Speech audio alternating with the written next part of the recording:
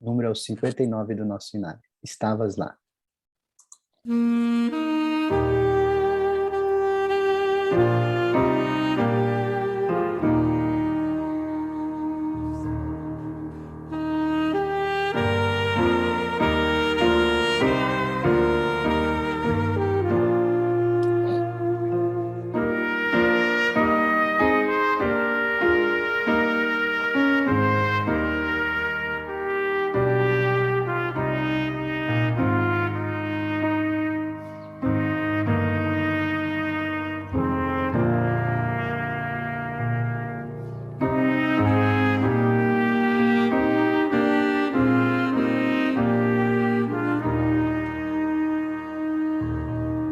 Estavas lá ao pegar em meu Jesus.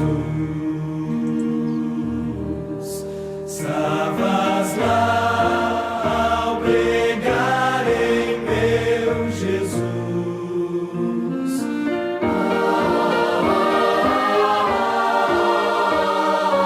Nisto pensando quanto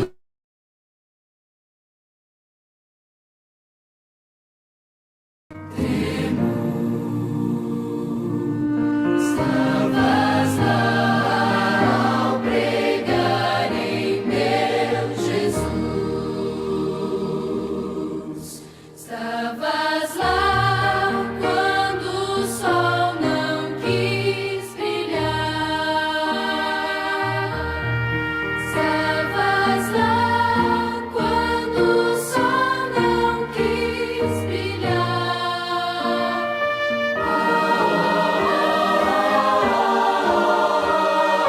Nisto pensando quanto tremo, tremo, tremo. Estavas lá quando o sol não quis brilhar. Estavas lá quando ele ressurgiu. Estavas lá quando ele ressurgiu.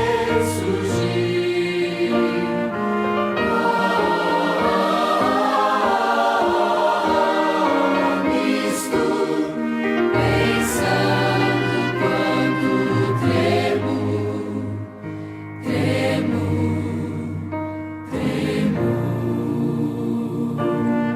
Estavas lá quando ele ressurgiu.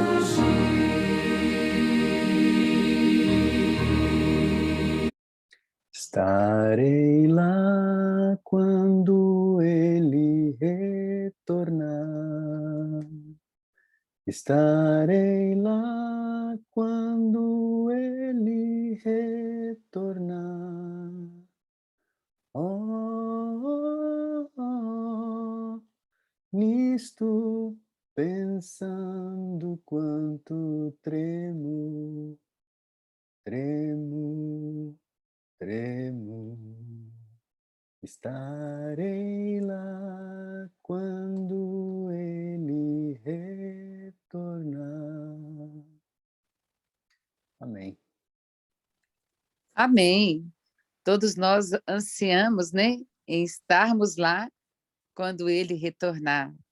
Que esse Graças possa a Deus. ser o nosso desejo do nosso coração nessa manhã. E é Amém. com esse espírito de estarmos lá, é que mais uma vez, né, nós vamos pedir ao nosso Deus que agora, nesse momento, ele possa usar o mensageiro, né, para nos ensinar como estarmos lá. O que temos que fazer para deixarmos para trás, para que estejamos lá. Então, agora, eu vou iniciar, Odaí, com uma oração, e você, logo em seguida, pode orar, né, para dar início, então, à mensagem. Grandioso Deus, que estás nos céus, nós estamos felizes porque tu nos acordastes para, mais uma vez, estarmos aqui para estudarmos a tua palavra. Estamos, Senhor, seguindo o caminho da consagração. Nós estamos vindo aqui a cada manhã, porque queremos ouvir a Tua voz, queremos endireitar os nossos caminhos, queremos abandonar, Senhor, aquilo que não te agrada. Por isso, Senhor, fala conosco nessa manhã. Nós queremos, Senhor, sentar no banquinho da Tua escola, na escola de Jesus Cristo, para que nós possamos ser educados por Ti. Usa Teu mensageiro agora nessa manhã, é o que nós pedimos, em nome de Jesus. Amém. Senhor nosso Deus, ainda em Tua presença, queremos Te agradecer, Senhor, porque o Senhor é bom e a Tua misericórdia se renova cada manhã. Assim como um cordeiro é sacrificado pela manhã e outro pelo fim do dia, em favor daqueles que estavam no acampamento,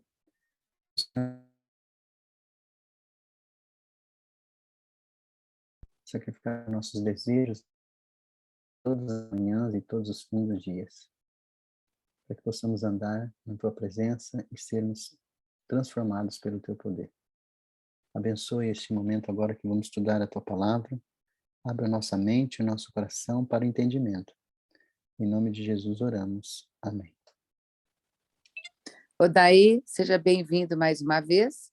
A boca é sua, mas a mensagem é do Senhor. Amém. Então vamos lá, vou só fazer um breve resumo do que a gente já viu até agora, né? Deixa eu ampliar a tela aqui. Deus abençoe a cada um que está aqui, a presença de cada um. Hoje nós estamos no quarto estudo, né? Nós vimos dois temas, duas sequências semana passada e mais um ontem. E hoje é o quarto. Semana que vem teremos mais dois para darmos sequência. E vou compartilhar minha tela aqui. Então todos estão vendo? Sim. Então tá ok. Então nós passamos sobre como Deus previu que para Daniel que o santuário seria pisado e seria lançado por terra. E nós vimos como os homens fizeram isso em cada móvel do santuário, substituindo cada doutrina ou cada representação que o móvel tinha por algum outro meio de salvação, né? A Bíblia diz que não há outro meio de salvação a não ser em Jesus Cristo. E aí nós vimos como a igreja desviada, ela perverteu cada item do plano da salvação, né, dentro dos móveis do santuário. E nós vimos que Deus começou a restaurar no século XIV, chamando John Wycliffe, traduzindo a Bíblia e devolvendo então a mesa dos pães ao santuário. Imagine Deus restaurando o santuário, né? E ele colocando cada móvel em cada parte, né? E chamando os homens para fazer isso. E aí depois nós vimos que John Wycliffe foi perseguido, né? Porque pregou essa mensagem entregando a Bíblia, né? No século XV, Deus chamou outro homem, Lutero, que foi até a Bíblia e chegou na Bíblia e viu que o sacrifício de Cristo ele era pleno e perfeito e não precisava de penitências para a salvação. Então ele restaura o altar do sacrifício, indo à Bíblia. E depois ele é perseguido e é tido como um herege, né, por pregar essa mensagem. E depois nós vemos que Deus chama outro homem no século XVI, Calvino, movimento presbiteriano. Ele restaura a oração e o altar de incenso, onde nós não oramos mais para santos, mas oramos diretamente para Deus. Também é considerado um herege no tempo dele por pregar essa mensagem. Depois, no século XVII, Deus chama John Smith, fundador da Igreja Batista, e ele restaura o batismo. Ele mostra que o batismo ele é por imersão, biblicamente, não é por aspersão, e tem que haver confissão e arrependimento. E ele restaura, então, a pia, outro móvel do santuário. E aí, no século XVIII, Deus chama John Wesley e ele restaura o testemunho, né? Por um método de testemunhar, nós podemos ganhar almas. E aí ele restaura o candelabro, que foi o período das trevas que o mundo viveu, né? Veja que é uma sequência. Primeiro nós vamos à Bíblia, e essa é a sequência. Nós vamos à Bíblia e reconhecemos o amor de Cristo. E aí o amor de Cristo, o seu sacrifício. E do seu sacrifício nós entregamos a nossa vida em oração, clamando a Deus. E aí Deus nos leva ao batismo. E depois do batismo, né, nós vemos que Deus restaura o nosso testemunho para o mundo. E deixamos a nossa luz brilhar. E depois nós vimos que no século XVIII, Deus usaria um movimento para restaurar a última peça do santuário. E a última peça do santuário era a Arca da Aliança. E aí Deus chama um movimento, Deus não chama uma igreja, Deus chama um movimento, né? Vejam que foram várias pessoas de várias igrejas que se uniram. O Sr. White disse que eles eram várias denominações, né? Tinha a congregação unida cristã, eu esqueci o nome dela. Depois tinha a igreja metodista, que era representando a Sr. White. E então eles se uniram para estudar a palavra de Deus. E eles começaram a estudar o santuário. E quando estudaram o santuário, eles começaram a entender Daniel e Apocalipse. E aí eles começaram a ver que estava chegando o momento do cumprimento da profecia. A profecia das 2.300 tardes e manhãs. E começaram a fazer cálculos. E esse movimento começou a restaurar a última peça do santuário. Qual é a última peça que estava faltando? A última peça era a Arca da Aliança, ou o Dia do Juízo, que era quando era vista essa arca, né? E aí eu fiz a pergunta para você ontem. Você é do movimento adventista ou da igreja adventista? Aí as pessoas falam assim, eu não sei se eu sou do movimento, se eu sou da igreja, né? Aqueles que são do movimento ainda continuam fazendo aquilo que o movimento fazia, mas estão vivendo hoje, nos dias de hoje, na igreja. E aqueles que são, entre aspas, da igreja, com a missão da igreja, estão fazendo também a sua obra. E alguns não estão fazendo nenhuma coisa nem outra, né? Eu pergunto para você, você é do movimento ou da igreja? Então, aí o movimento adventista, que não era a igreja adventista, ele foi chamado para restaurar e fazer alguma coisa. E o que eles fizeram? O movimento adventista, então, eles restauram a Arca da Aliança, a última peça do santuário. E aí, quando eles restauram, eles começam a pregar o dia do juízo, começam a pregar a união para que os povos se unam e se arrependam, temem a Deus e dar-lhe glória com as 3 mensagens angélicas. E só que eles ainda não entendiam isso, sobre as 3 mensagens angélicas. Eles pregavam, mas sem saber isso. Depois que eles foram entender. E aí dentro da arca, pregaram a Arca da Aliança, e aí o que aconteceu? Eles pregaram então o dia do juízo. Agora, o movimento adventista, ele foi perseguido. Quem perseguiu o movimento adventista? Todas as outras igrejas que não aceitaram a mensagem da volta de Jesus começaram a perseguir e dizer que o movimento adventista era um movimento de heresia. Então a gente vê um padrão aqui. Todos aqueles que pregam a mensagem da verdade presente para o tempo deles, veja que John Wycliffe recebeu uma mensagem de Deus sobre a tradução da Bíblia, recebeu um dom de Deus para traduzir a Bíblia e entregou para o povo, era a verdade presente para aquele tempo. E quando ele começou a pregar a verdade presente, ele foi perseguido e tido como um herege. Lutero começou a fazer a mesma coisa, pregar a verdade presente para o tempo dele, e foi perseguido e também foi considerado um herege. E nós vemos que isso é um padrão. Todos aqueles que estão pregando a verdade presente são considerados hereges e são perseguidos. Isso um padrão que nós estamos vendo na palavra de Deus. Se nós olharmos biblicamente, isso é a mesma coisa. Jeremias, quando pegou a verdade presente para o tempo deles, o povo não aceitou. Isaías, Amós, Joel, todos os profetas que vieram, Daniel, né? E outros profetas do nosso tempo, os mais novos, né? Os apóstolos, quando pregaram a mensagem, também foram considerados hereges. Jesus, quando pregou a mensagem da verdade presente para o tempo dele, você, chegado o tempo em que essa profecia está se cumprindo. E ele foi considerado herege. Quando ele disse no púlpito, né? Hoje se cumpriu essa profecia. O povo pegou ele, arrastou de lá do púlpito e levou para matar para fora. Deus teve que intervir. Ele ficou invisível, né? E os anjos tiveram que ali protegê-lo para que ele não fosse morto. Então, todas as vezes que a verdade presente é anunciada, normalmente ela é considerada uma heresia e aqueles que a pregam também são perseguidos. Então, o movimento adventista restaurou a Arca da Aliança. Mas o movimento adventista não é a igreja adventista. A igreja adventista veio surgir depois da grande decepção, né? Que vai se levantar a igreja adventista. Por quê? Todos aqueles que saíram das igrejas e se reuniram com se reuniram com aqueles que estavam fazendo parte do movimento adventista, foram convidados a se retirar das suas igrejas, ou seja, eles foram excluídos das suas igrejas e eles se uniram no movimento, né? E a senhora White, inclusive, ela conta essa história, né? Que ela estava em família e o pai dela o pastor perguntou ao pai dela que se eles continuassem a pregar essa mensagem, acreditar nessa mensagem, que eles não deveriam mais frequentar a igreja luterana. E ela disse que eles saíram de lá com muita tristeza, que eles não queriam sair de lá. Mas a verdade que eles tinham conhecido era tão forte, tão convincente, que eles não tinham como permanecer lá. Eles então saíram das igrejas, cada um saiu da sua igreja que pertencia, e começou um movimento adventista a se formar, até que deu origem à igreja adventista. Bom, qual peça está faltando agora? O que está faltando ser restaurado? Nós vimos que restaurou o altar de sacrifício, restaurou a pia, a mesa dos pães, o candelabro, o altar de incenso e a arca da aliança. Então, se o movimento adventista, cada igreja deu sua contribuição para a restauração do santuário, veja que as igrejas deram contribuição para a restauração.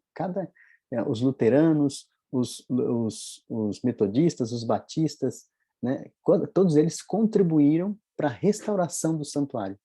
Mas quando chegou no último momento da história, na restauração completa, nós vimos que cada um deles avançaram em algumas coisas, mas ficaram para trás em outras, não quiseram seguir em frente. Alguns aceitaram a Bíblia, mas não aceitaram a pia, alguns aceitaram a pia, mas não aceitaram o incensário. Então, eles não avançaram. E o movimento adventista, então, ele aceitou todos os móveis do santuário. Mas eu pergunto, se o movimento adventista restaurou a última peça, qual é a parte do adventismo que ele deve restaurar? O que falta ser restaurado? E é aqui que nós vamos entender a nossa parte como adventista sétimo dia. O movimento adventista, ele restaurou a Arca da Aliança, que é a parte do móvel. Mas o movimento adventista e as igrejas evangélicas não restauraram o que está faltando ainda. Então eles restauraram a Arca da Aliança e o dia do juízo, e anunciaram o mundo do dia do juízo. Mas ainda falta algo ser restaurado. E o que falta ser restaurado? A igreja adventista, ela foi chamada para anunciar a verdade presente. Então cada igreja contribuiu com a verdade presente para o seu tempo. E a igreja adventista recebeu não somente a arca, que foi parte do movimento.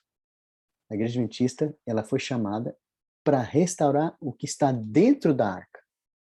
E essa é uma grande parte da nossa mensagem. E nós sabemos que, nós vimos lá que Deus tem a sua casa, né? Então, no quintal da casa dele, ele guardou duas coisas, que é o altar de sacrifício e a pia. Nós vimos que no lugar santo, na sala de Deus, ele colocou 2 móveis, e um terceiro que faz parte do terceiro também. Então, os 2 móveis que pertencem ao santo, que é a mesa dos pães e o candelabro. E os 2 móveis que pertencem ao Santíssimo, que é o altar de incenso e a Arca da Aliança. Deus mandou colocar o altar de incenso no santo, mas ele pertence ao Santíssimo, de acordo com a Bíblia. E Deus mesmo falou por que ele ia fazer isso. E aí, no quarto de Deus, ele tem um guarda-roupa, que é a sua cômoda, e ele mandou colocar 2 seguranças para guardar o seu guarda-roupa, 2 querubins. E ele mandou fazer uma tampa que fosse onde ele pudesse se assentar sobre o seu trono, que é o propiciatório, e onde aparecia o Shekinah. E ele disse assim, eu quero guardar 3 coisas aqui dentro do meu guarda-roupa. Se Deus guardou essas 3 coisas dentro do guarda-roupa dele, será que é importante para ele? Se Deus guardou essas 3 coisas dentro do guarda-roupa dele, será que seria importante para o povo de Deus que o segue no santuário, importante o que estava dentro desse guarda-roupa? Então, o que tem dentro do guarda-roupa de Deus, que é a contribuição do adventismo para a restauração do santuário? O maná, a vara de Arão e a lei de Deus. Então, o maná e a vara de Arão e a lei é a contribuição do adventismo na restauração do santuário. Então, veja que cada movimento restaurou uma parte do santuário. E a nossa parte não é só a arca, porque a arca nós não éramos nem adventistas, nós éramos do movimento adventista. Mas existe ainda gente hoje no meio adventista que está só restaurando a arca. E se esquece da missão que Deus deu para essa igreja de restaurar o que estava dentro da arca. E olha o que acontece, nós vimos que o movimento, todas as igrejas, todos aqueles que levantaram e restauraram uma parte do móvel do santuário, foram considerados hereges por pregarem aquela verdade, a verdade presente. Então, no movimento adventista, nós vimos que todas as igrejas consideraram o movimento adventista como um movimento de heresia, porque pregavam a verdade que eles não aceitaram. Será que hoje, dentro da igreja, aqueles que estão pregando o maná, a vara de Arão e a lei na restauração do santuário, será que ele é considerado um movimento de heresia? E quem é que diz que esse povo é um movimento de heresia?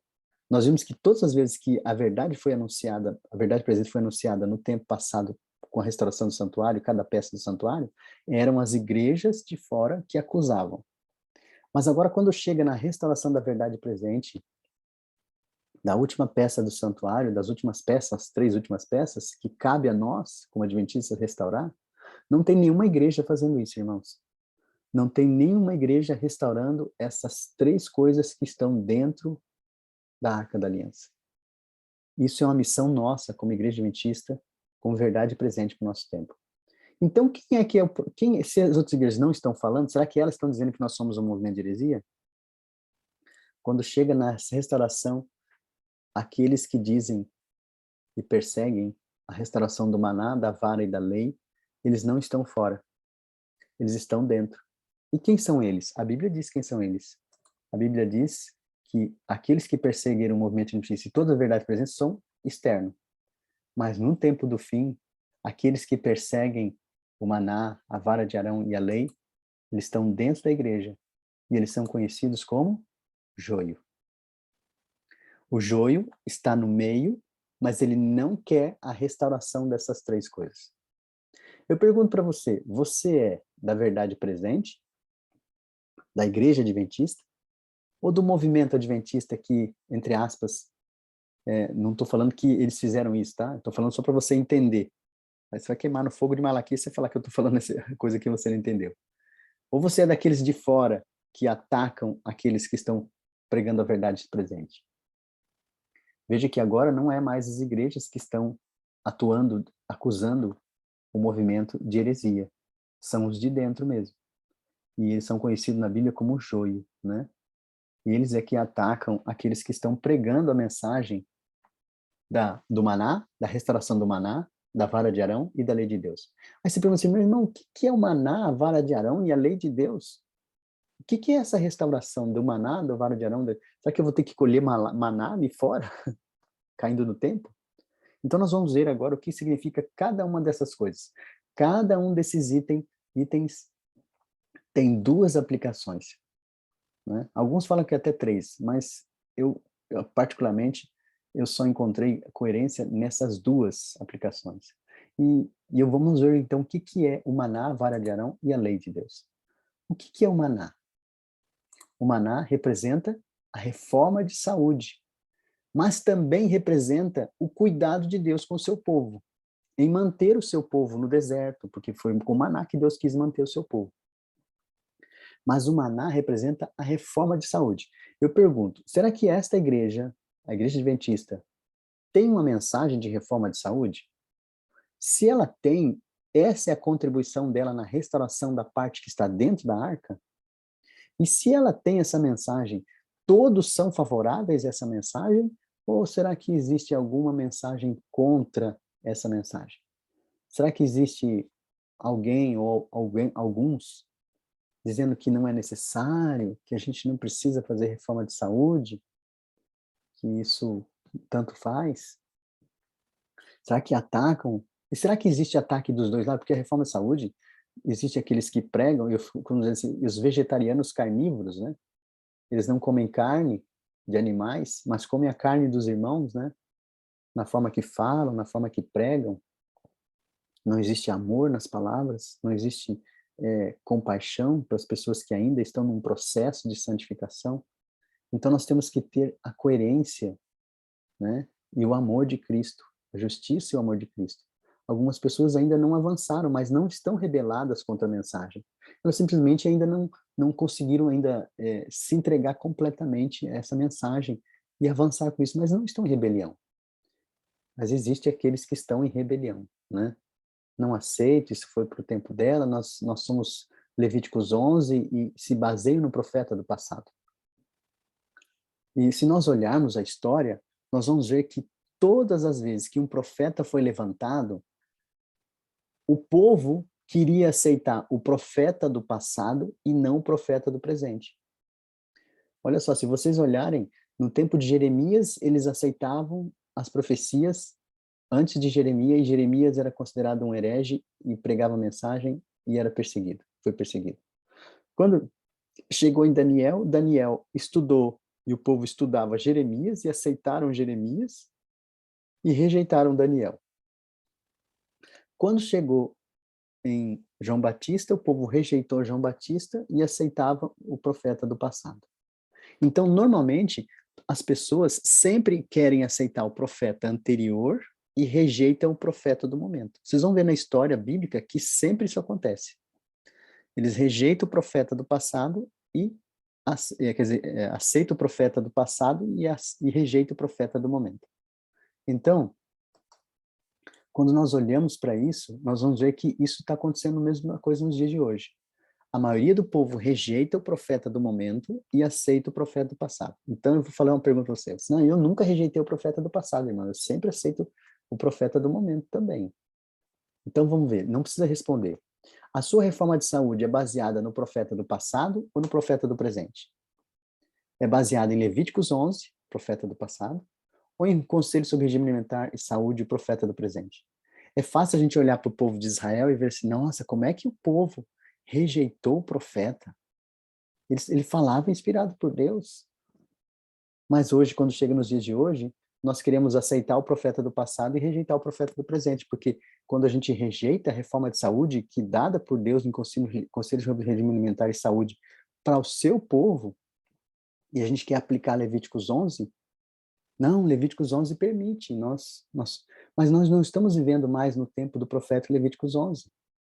Levíticos 11 já passou para nós. Nós temos outras verdades para nós hoje, que está em Conselho sobre Alimentar e Saúde. Mas isso não é só na área de saúde. Eu estou falando essa, mas tem várias outras.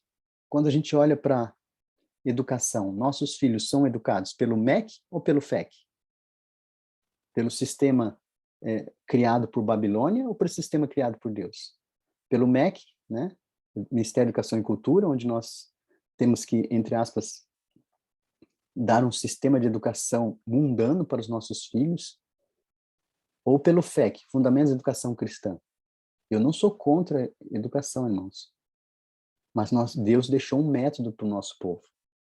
E é isso que tem a ver com o próximo item que está dentro da arca. A vara de Arão representa a guia de Deus e representa o nosso sistema de educação.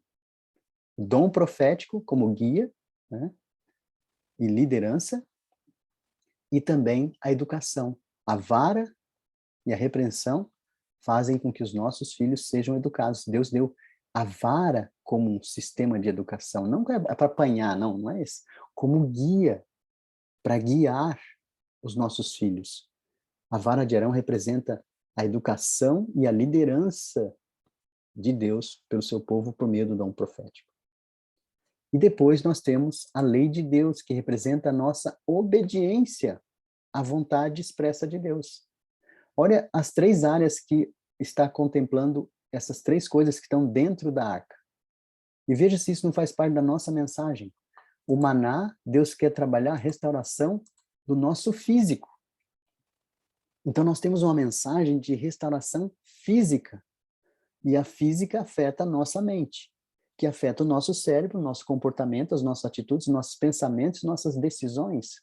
Então o físico, Deus está falando assim, eu vou te dar para vocês, e eu vou dizer uma coisa para vocês, irmão, a reforma de saúde não é plano, não é salvação, tá?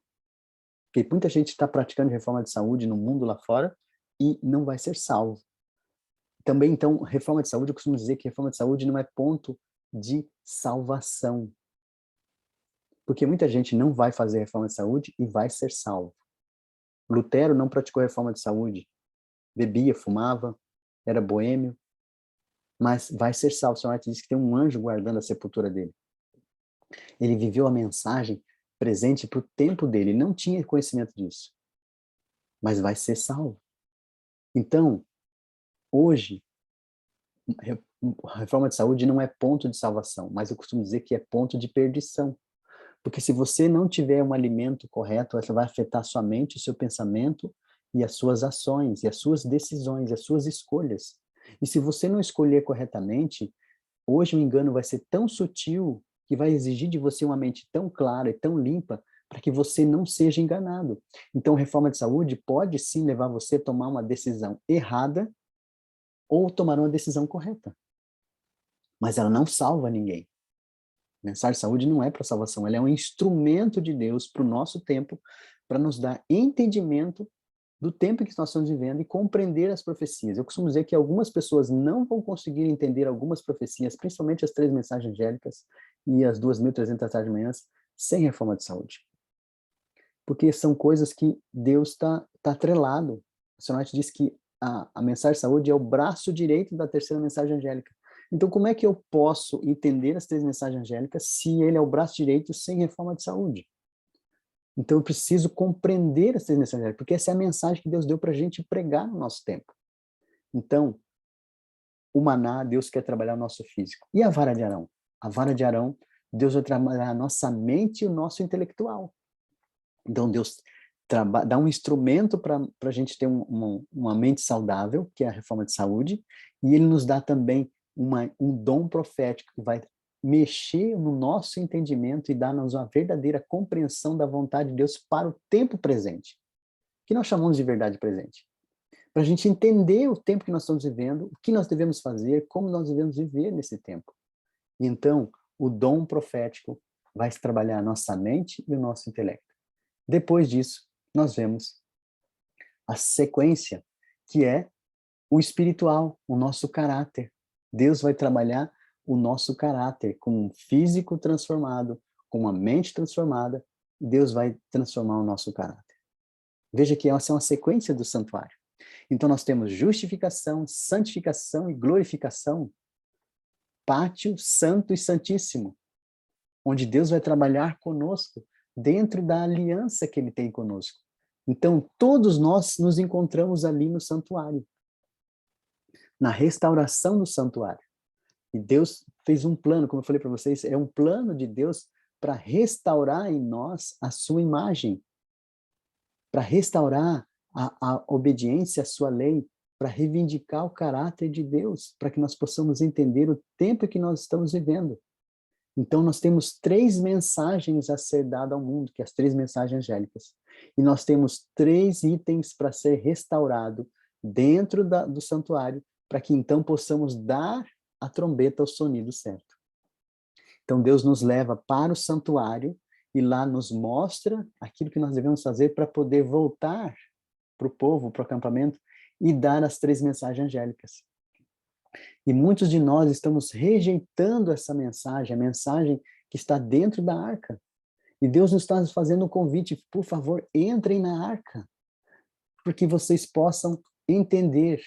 E eu quero fazer uma pergunta para vocês. Quantas tentações teve Eva, essa mulher aí, lá no Éden? Alguns dizem que ela só teve uma tentação.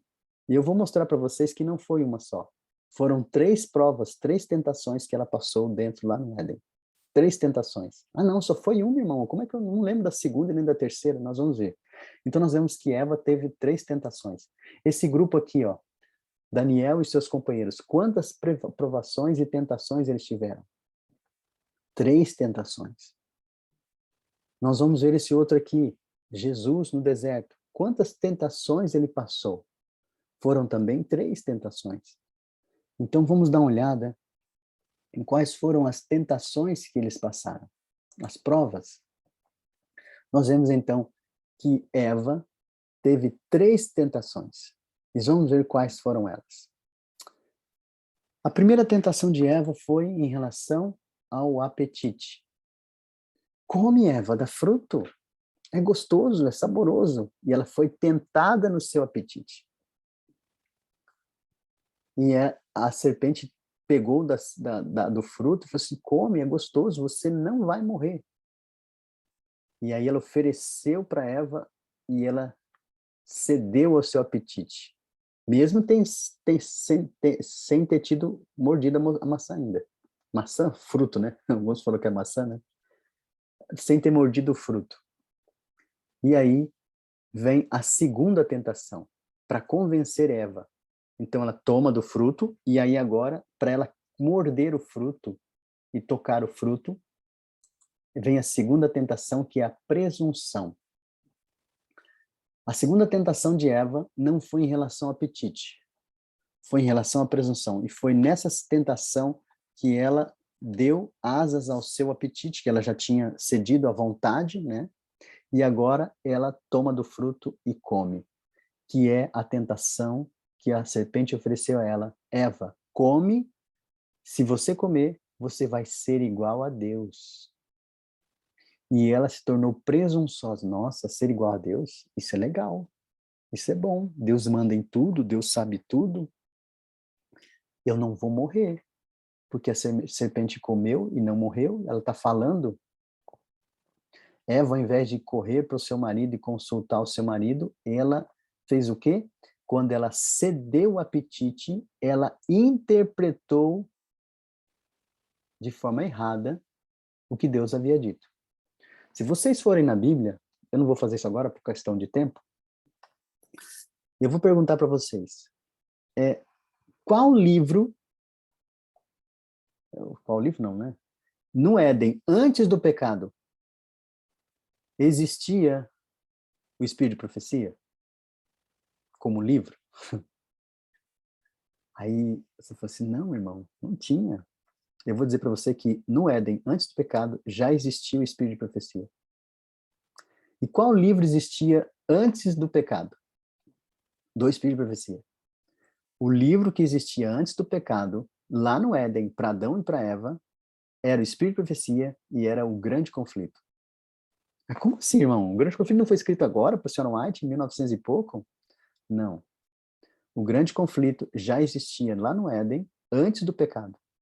Deus, Jesus, apresentou para Adão e para Eva um conflito que havia acontecido no céu, de um anjo que tinha sido expulso de lá, e que ele viria tentá-los no jardim. E existia também uma mensagem de saúde. Deus falou assim, olha, comei de tudo, uma mensagem de saúde, comam de tudo livremente, mas da árvore do conhecimento do bem e do mal não comereis.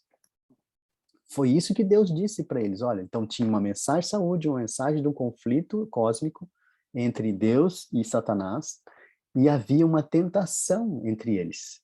E eles tinham que ser ou obedientes a Deus, ou ceder a obediência ao inimigo. Então, existia o grande conflito, existia ali o espírito de profecia para eles, e Eva, quando cedeu ao apetite, ela interpretou o espírito de profecia de forma equivocada. E ela foi além da norma. Que vocês lerem o que Deus disse, Deus falou assim, ó, não comereis do fruto. Mas quando Eva começa a dialogar com a serpente, ela diz para a serpente que Deus disse para ela que não deveria nem comer e nem tocar no fruto. Deus não disse que não podia tocar. Deus disse para não comer. Eva, então, interpreta o espírito de profecia de forma equivocada quando ela cede ao apetite.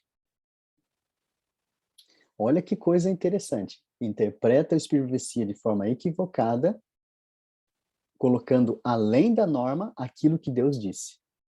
Ela se torna, então, presunçosa e acha que consegue resolver a situação. Quando ela cede ao apetite, cai na presunção, vem a próxima prova, que é a adoração.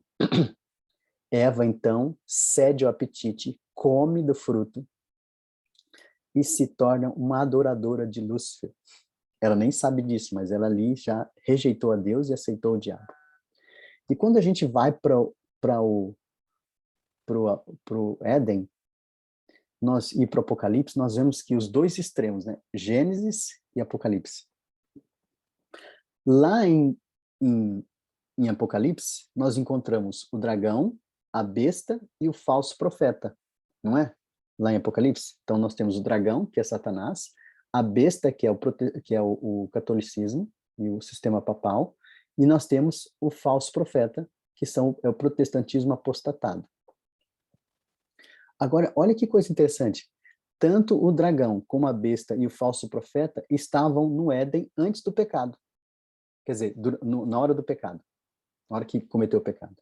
Então, nós temos ali uma árvore, onde Deus colocou, e quem que está ali? Nós temos o dragão, que é Satanás, está ali nessa árvore. E ele usa quem? Ele usa uma besta, um animal. Então, o dragão entra na besta, que é a serpente, que é o animal, e ele convence a Eva a pecar. E quando ele convence a Eva a pecar, Eva se torna um falso profeta, porque não é Satanás quem vai pregar para Adão, é Eva. Então, o dragão, que tem poder sobre a besta, influencia o falso profeta para pregar para o Filho de Deus, para os filhos de Deus. Então, o dragão, a besta e o falso profeta já estavam lá dentro do Éden, ali na árvore. E essa linguagem é levada lá para o Apocalipse. Nós estamos vivendo exatamente no mesmo tempo hoje, em que nós temos o dragão, a besta e o falso profeta. E o que Eva fez? Pegou do fruto e foi pregar essa mensagem para Adão. E qual foi a mensagem que o falso profeta foi pregar para Adão? A mensagem de espiritismo. Qual a mensagem do espiritismo? Você pode comer, que você não vai morrer. Você é imortal, Adão.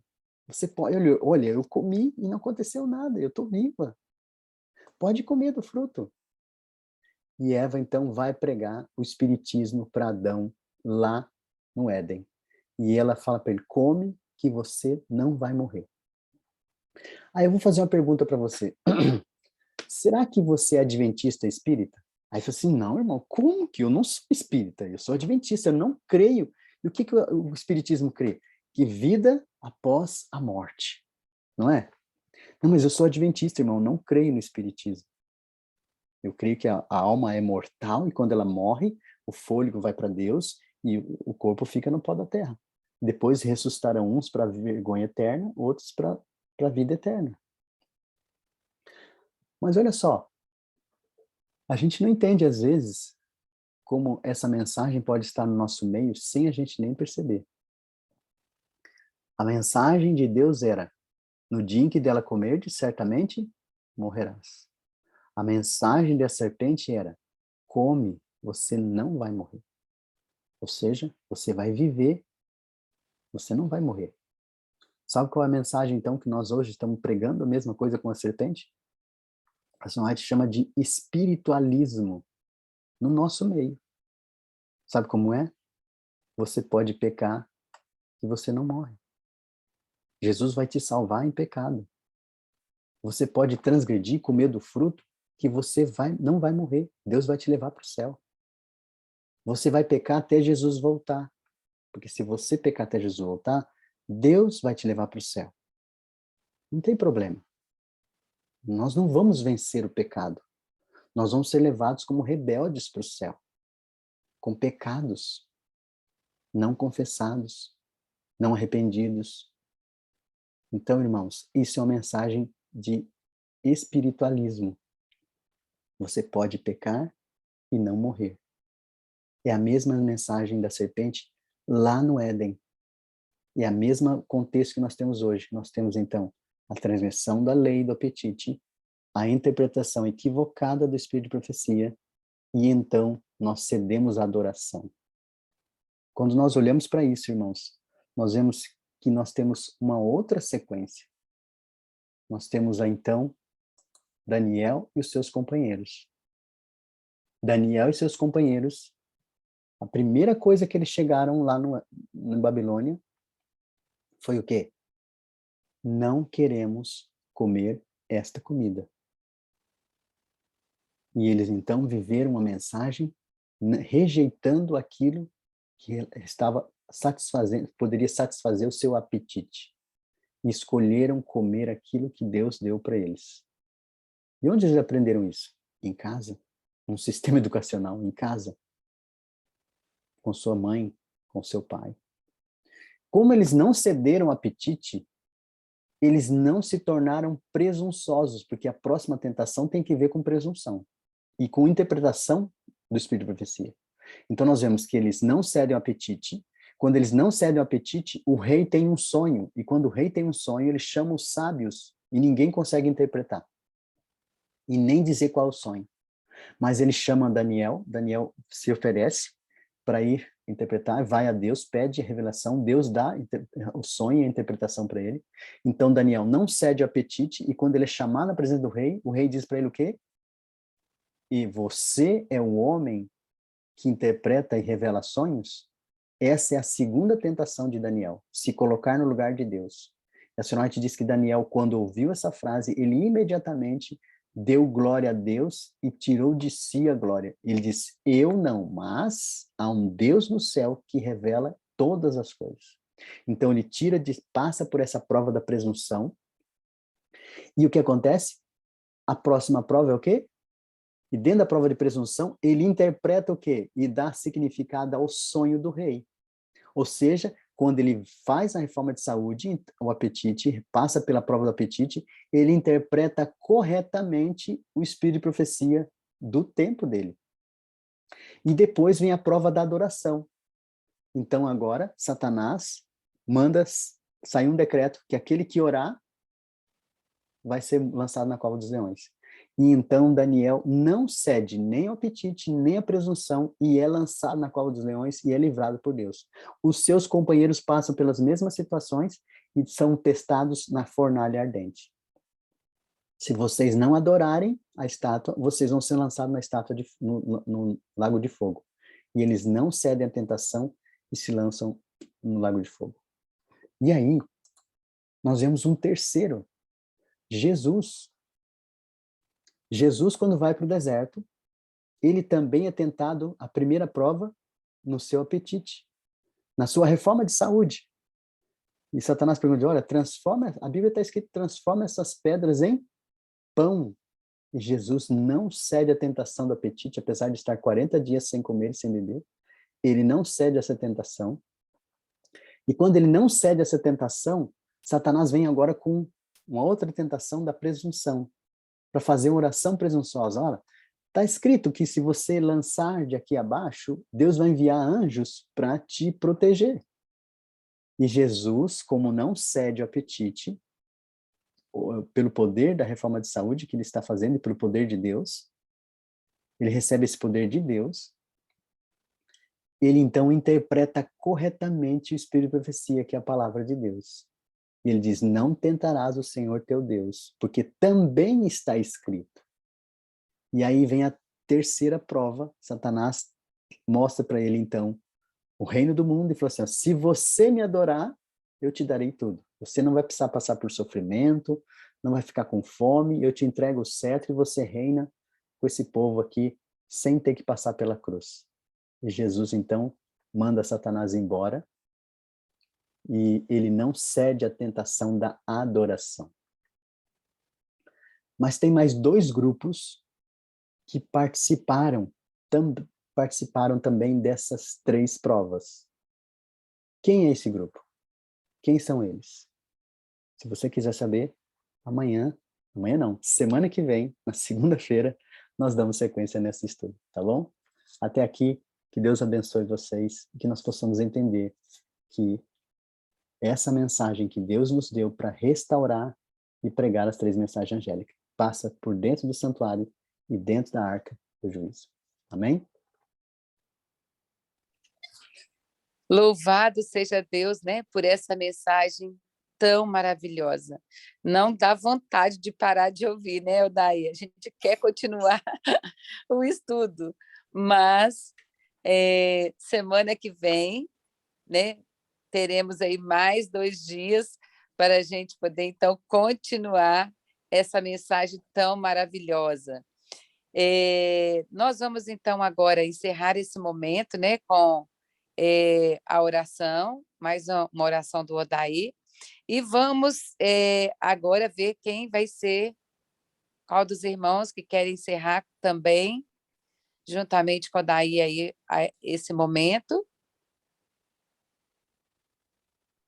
A Júnia, então, vai orar, e a Rutinha, logo em seguida, né, vai fazer a oração cantada. Então, vamos dar início às Vamos nossas orar. orações.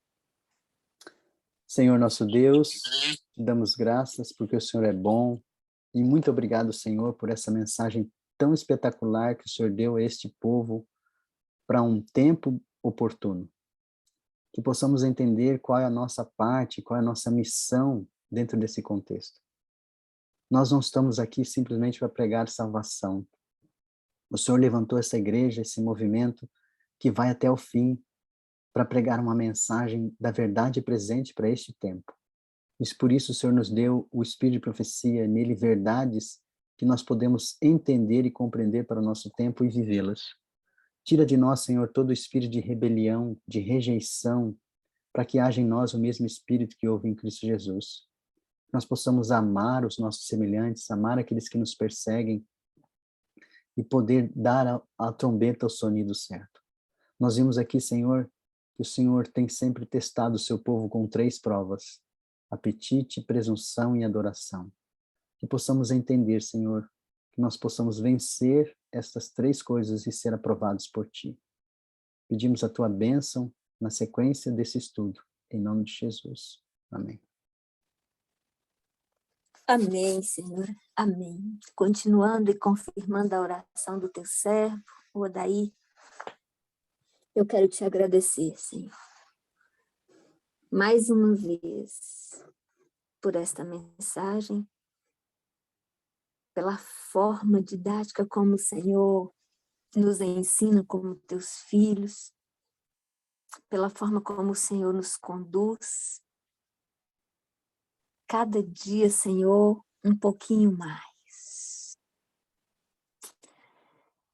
Oh, Deus bendito, às vezes a gente fica até sem palavras, porque a gente não sabe nem como agradecer ao Senhor. Mas aqui está um coração impuro e pecador, que quer render aos teus pés e quer fazer a tua vontade. Desta forma eu oro, eu suplico por cada filho teu que chegou nesta igreja virtual, como teu servo orou, que possamos ter um coração predisposto, que todo espírito de rebelião possa ser retirado de nós em nome de Cristo Jesus. Amém. Que as tuas verdades, Pai, possam prevalecer nos nossos corações, nas nossas mentes, de maneira tal que elas possam reproduzir estas tuas verdades para outros. Amém. Habilita-nos, Senhor. Habilita-nos a ser o povo do Senhor aonde estamos.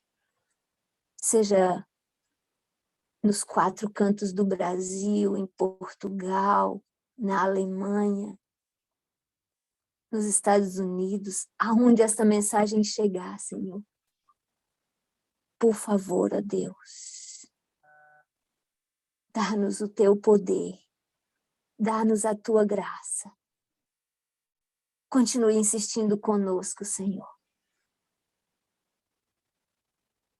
Não queremos ser apenas meros estudantes. Queremos ser discípulos do Senhor. Vai chegar um momento, Pai. Vai chegar um momento em que é preciso agir, é preciso falar. Mas que não seja nós a falarmos, que não seja eu falando. Que seja o teu santo e bom Espírito a me usar da mesma forma que o Senhor usou esse teu servo nesta manhã. Em nome de Jesus eu te oro e no nome dele eu te agradeço. Amém, Senhor. Amém. Ouve, Senhor, nosso clamor e envia teu Santo Espírito para convencer o nosso ser e nos encher de poder. Amém, amém, amém.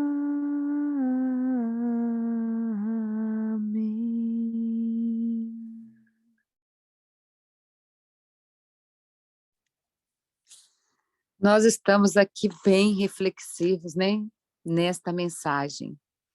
E no livro Desejado de Todas as Nações, no capítulo 12, é um capítulo muito interessante para que vocês hoje possam ler e assim compreender a mensagem, né, que foi pregada aqui hoje, né? Lá na página 61, fala o seguinte: muitos não enxergam neste conflito entre Cristo e Satanás algum efeito em particular sobre a sua própria vida. Mas no interior de cada coração humano, o conflito se repete. As tentações a que Cristo resistiu foram as mesmas que achamos tão difícil vencer. Com o peso dos pecados do mundo sobre ele, Cristo passou no teste do apetite, do amor ao mundo e no teste do amor ao exibicionismo, que leva à presunção.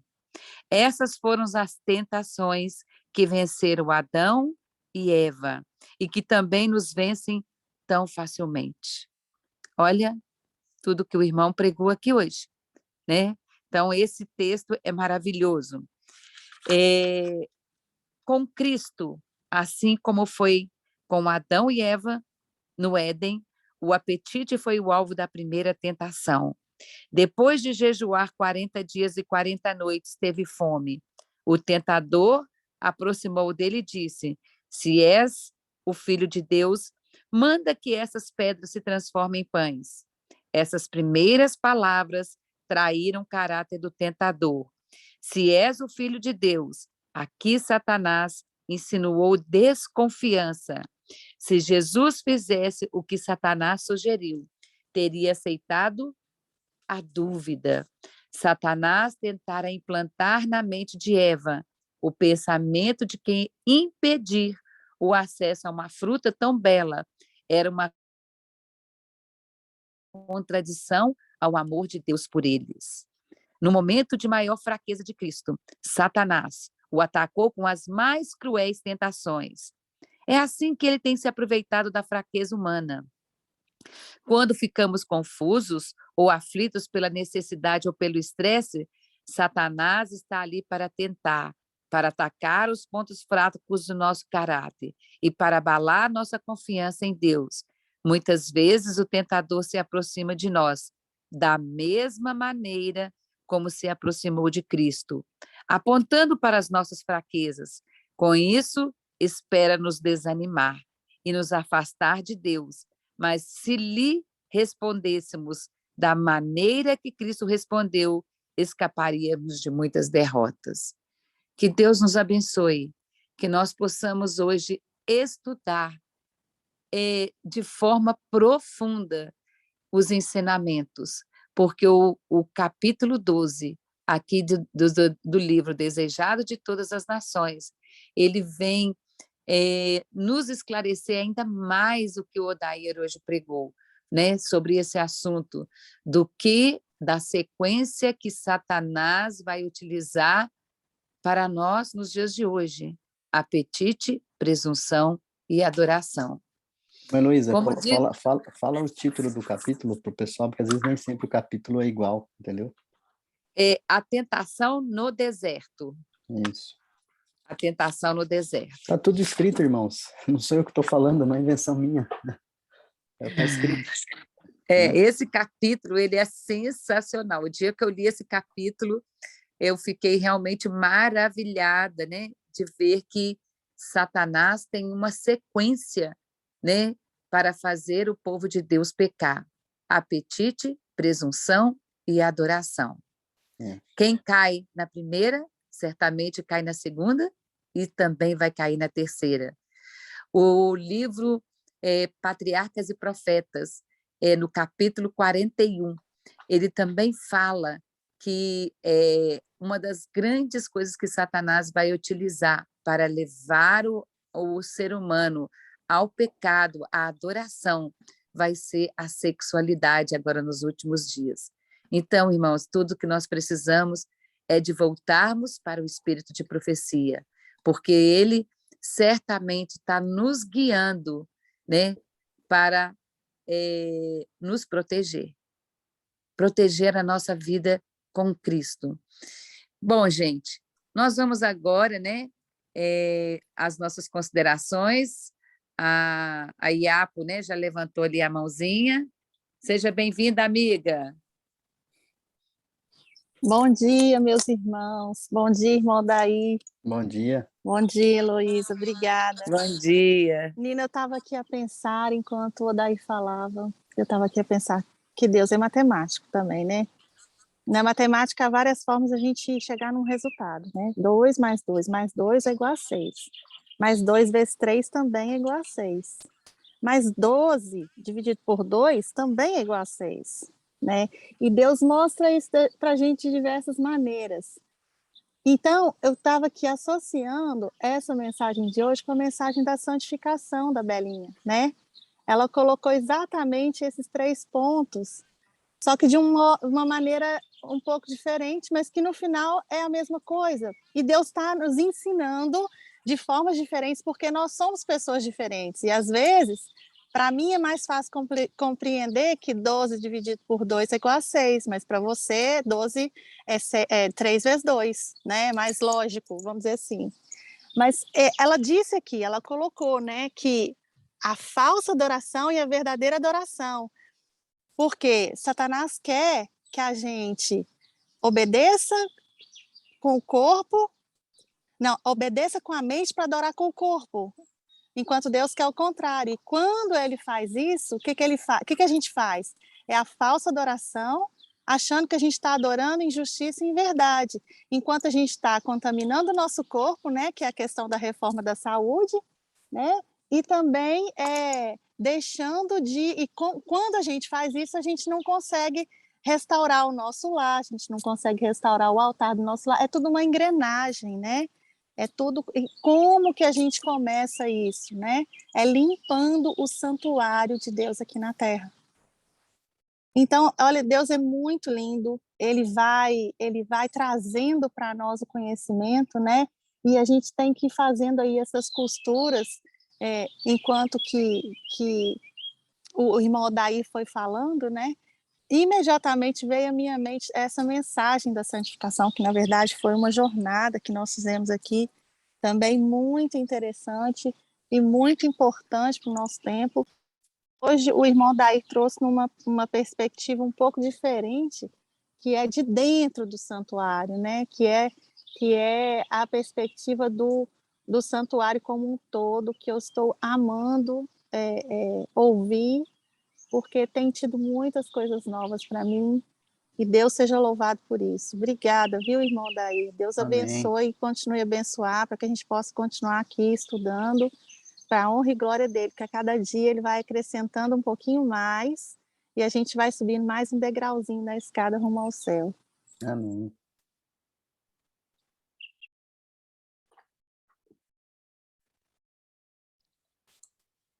Mais alguém gostaria de fazer sua consideração? Eu vejo que todos estão, como diz a Iapo, né, a pensar, né, porque são muitas coisas novas, né, que a gente nunca imaginou aí no estudo, né?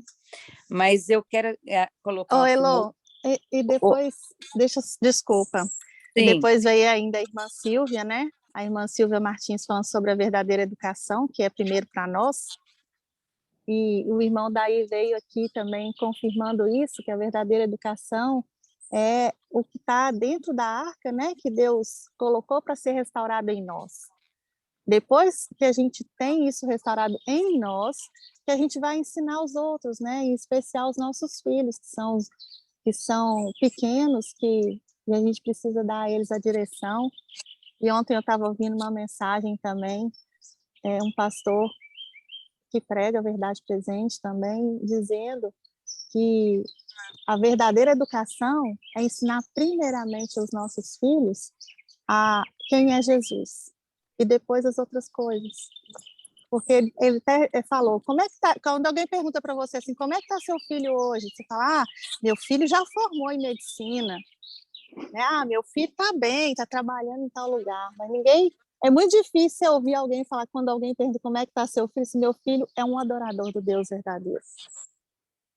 Né? Então, é muito, eu estou achando assim muito lindo como que Deus tem completado para nós a cada dia aquilo que a gente precisa aprender e restaurar em nossas vidas. Eu achei interessante que o Odair falou o que a igreja adventista ainda precisa restaurar, porque na minha cabeça a gente já tinha restaurado toda a verdade, né? A verdade presente já estava aí, era só fazer, pregar, mas na verdade não é bem assim. Então, Iapo, é Deus completando, né? Cada dia Ele está nos dando mais luz. A luz ela é dada de forma progressiva. Deus não dá tudo de uma vez, né? Porque nós não teríamos condição de degustar tudo de uma única vez. Então, a cada dia, Deus vai nos dando nova luz, né? Cada vez que vamos estudando, vamos avançando na fé, Deus vai nos dando nova luz para nós compreendermos quem nós somos dentro do conflito entre o bem e o mal. Qual é o meu papel entre o conflito entre o bem e o mal? E lá também no livro Desejados de Todas as Nações, né, aqui no capítulo 12, fala o seguinte: Cristo declara que antes de sua vinda, a condição do mundo será igual à dos dias de Sodoma e Gomorra. Irmãos, por que nós precisamos, né, de restaurar, então, essas três coisas que ainda estão lá? Porque o mundo vai estar tão mergulhado no pecado, que a educação lá de fora das escolas, elas estão totalmente contaminadas. Eu estava na igreja de Palmas, né, há uns 20 dias atrás, lá no Tocantins, né, quando eu estava de férias, e o ancião da igreja, ele estava pregando, e ele contou lá que ele é um professor, e ele contando que ele trabalha na mesma escola há 20 anos, e ele contou que para cada menino homossexual na escola, tem 7 meninas homossexuais. Como que os nossos filhos vão estudar hoje numa escola onde a homossexualidade ela é pregada livremente entre professores e alunos? Eu já contei aqui na sala, né, da minha aluna, que eu faço estudo bíblico com ela, ela é secretária de uma escola pública aqui na cidade de Ibirité, e ela me contando que o professor chegou na escola vestido com roupas femininas para dar aula para crianças de 4, 5 anos. O que o livro aqui está falando? Cristo declara que antes de sua vinda, a condição do mundo será igual dos dias de Sodoma e Gomorra. Então, queridos, por que essas três coisas ainda precisam de ser restauradas em nós? Né? Ali o maná, né? A vara de Arão e a lei de Deus, porque o pecado ele vai estar de forma tão terrível que nós temos hoje uma geração fraca e vacilante. É isso que Satanás quer produzir, uma geração perdida, né? Então nós precisamos mais do que nunca, né, voltarmos para esses 3 elementos que ainda precisam de ser restaurados em nós, na nossa família, né? Porque a educação verdadeira, ela vai preparar, ela está preparando um exército que está escondido em todos os lugares, né? E esse exército se chama as crianças. Ellen White fala que são as crianças que vão terminar a pregação do evangelho. Os velhos não vão conseguir pregar. Por que Satanás está atingindo as crianças? Né? Então, nós entendemos que essas partes do santuário ainda precisam de ser restauradas. E Deus tem um povo obediente, um povo que vai ser fiel até a morte. Que Deus abençoe, que você possa fazer parte desse povo. Mas Amém. alguém gostaria? Eu só queria Iago, completar, pode falar. amiga. Estou Sim. falante hoje, né? Eu só queria completar que a Bíblia fala onde abundou o pecado, superabundou a graça. Então, Deus quer nos dar poder para que a gente possa fazer as reformas da nossa vida. É só a gente buscar Cristo, é só a gente ir aos pés de Jesus, que nós teremos poder para vencer o pecado. Com certeza, Iapo. E ainda na página aqui 64 do Desejado de Todas as Nações, lá fala: todo aquele que está lutando contra o poder do apetite deve olhar para o Salvador no deserto da tentação. Então, Cristo, ele é maravilhoso e ele está aqui para nos ajudar. Odaí, você quer falar mais alguma coisa para complementar esses momentos? Não, amigos, vou deixar para a próxima. Essa questão as 3 mensagens, não tem como, é o braço direito da terceira mensagem. Nós somos um povo que foi chamado com uma missão específica, nós não somos meramente evangélicos. Eu não sei nada contra os evangélicos, eles têm uma mensagem de salvação. Nossa mensagem não é salvação, nossa mensagem é reivindicar o caráter de Deus. E se nós não entendemos isso, por que nós fomos levantados como um povo, nós não vamos cumprir a nossa missão. E se a gente não cumprir nossa missão, a gente dá vida longa para Satanás. Ou seja, o que diziam para os faraós, né? Vida longa ao rei, né? Ou seja, quando eu transgrido a lei de Deus, quando eu continuo fazendo isso, eu estou escolhendo que o sistema de governo, estou votando, né? Que o sistema de governo de Satanás é o que deve reinar neste mundo. A volta de Cristo, ela depende de um povo estar pronto. Não, mas como assim, irmão? Existem profecias que são profecias condicionais e incondicionais. A volta de Senhor Jesus é uma profecia condicional.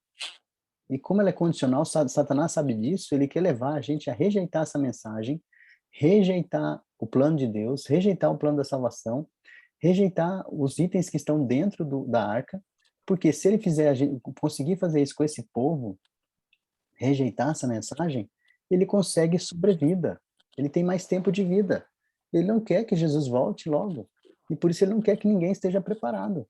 Ele continua fazendo isso, então, ele quer, entre aspas, Jesus voltar e não encontrar ninguém aqui pronto. E então ele continua reinando aqui, né? O reino dele continua, enquanto essa igreja, nós somos a única igreja, somos a única igreja que impede Satanás de reinar plenamente neste mundo. Você tem consciência disso? É como se você estivesse num reino onde todo mundo obedecesse o rei desse reino, menos você. Você tem ideia de quanto esse reino te odeia? Quando Deus recebeu Lúcifer no céu, naquela reunião, ele chegou falando assim, olha, Deus falou assim, ué, você tem um reino mesmo, né? Você está aqui representando o reino da terra? Eu estou aqui, eu represento a terra, sou o príncipe da terra agora, não é mais Adão. Mas lá no seu reino tem um servo meu lá. Você já viu falar no Jó? Ele é fiel, homem reto, justo, ele não obedece você, não. Você tem alguém no seu reino que não é seu súdito, então o seu reino não é completo. Você não tem total domínio. Aí, Satanás fala assim, ele é fiel a você porque você dá as coisas, dá ao Senhor porque o Senhor dá as coisas para ele. Ele disse, então pode tirar as coisas dele. Olha só o que Deus penhorou em Jó. Penhorou sua palavra. Pensa se Jó envergonha Deus e ele volta, Satanás volta, tá vendo? Não falei que se você desse as coisas, ele cederia? Aí ele volta, mas é porque agora você deu outra coisa. Vem a segunda prova, né? E aí Jó é tentado na segunda prova e não cede. E quando ele não cede a segunda prova, olha só, são 3 provas ele vai passar. Quando ele não cede a terceira prova, Deus vem agora falar com ele. Quando chega no tempo do fim, irmãos, com quem Deus vai falar? Deus não vai falar com o seu povo? Vai dizer o dia, a hora da sua vinda? Fazer o concerto com o seu povo? Depois das 2 provas, nós seremos passados uma angústia como nunca houve. Deus vai falar com o seu povo. Eu espero estar de pé para ouvir o que Deus vai falar. Eu espero que você também esteja de pé. Amém, né? Nossa, a gente está aqui impactado, né? Mas o livro Desejado de Todas as Nações ainda continua falando. Mediante nossa própria força, é impossível dizer não aos impulsos da nossa natureza caída, mas por ter passado pelo terreno que temos que percorrer, nosso Salvador nos preparou o caminho para a vitória. Ele não quer que fiquemos intimidados e desanimados. Tenha ânimo. Ele diz, eu venci o mundo. Glória a Deus. Jesus venceu. E porque nós somos seguidores e discípulos de Jesus, também seremos vencedores. Que nós possamos hoje encerrar o nosso dia com a certeza de que Deus tem um povo que vai ser os vencedores. E nós vamos estar ao lado do nosso Cristo, como cantamos no início, né, do hino, né? Vamos ver o nosso Jesus Cristo, vamos estar ao lado dele. Amém. Nós vamos, então, agora encerrar esse momento, né, com uma oração, e logo em seguida, vamos, então, colocar, o Odair vai colocar um hino para encerrar esse momento. Irmã Terezinha, a senhora pode orar? Posso, sim. Vamos nos ajoelhar, né? Maravilhoso Deus, eterno Pai, nós agradecemos imensamente ao Senhor por esses momentos preciosos que passamos na Tua presença, estudando, Pai, a Tua palavra e aprendendo coisas profundas e tocantes. Ó Deus, muito obrigada. Quero colocar a vida, Pai, do Odair nas Tuas mãos, a família dele, o ministério dele, toma em Tuas mãos, o abençoa poderosamente. Quero apresentar diante do Senhor, também clamar ao Senhor por cada pessoa que esteve nessa sala nesta manhã, cada família, cada lar representado, toma em Tuas mãos. Nos fortalece, nos ajuda, Pai. Como nós estudamos, todos nós também passaremos por provas, por tentações, temos passado por provas, por tentações, e nós clamamos ao Senhor hoje, que nos dá o Teu poder, derrama sobre nós o Teu Espírito Santo, nos reverte o Teu poder, dás um dia na Tua presença, um dia de vitória em tudo. É o que nós te pedimos, Pai, e te agradecemos, em nome de Jesus. Amém.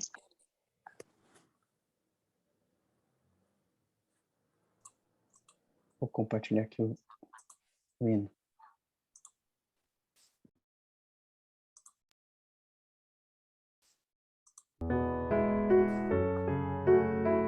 Estão ouvindo? Sim.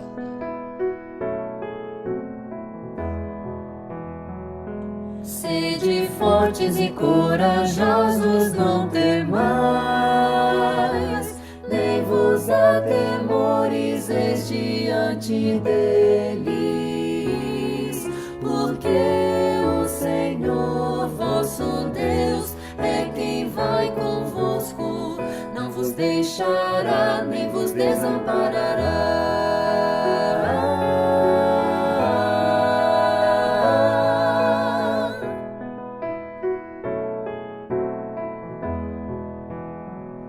Sede fortes e corajosos, não temais, nem vos atemorizeis diante deles, porque o Senhor vosso Deus é quem vai convosco, não vos deixará nem vos desamparará.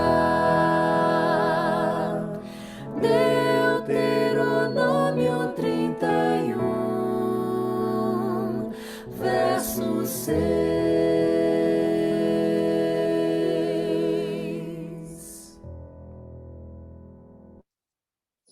Amém, né?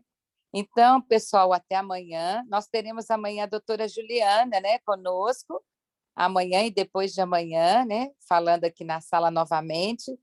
Que Deus esteja com vocês todo o dia de hoje e que Deus te abençoe, Odaí, você, a família Seviana, né? Que esteja aí com todos vocês.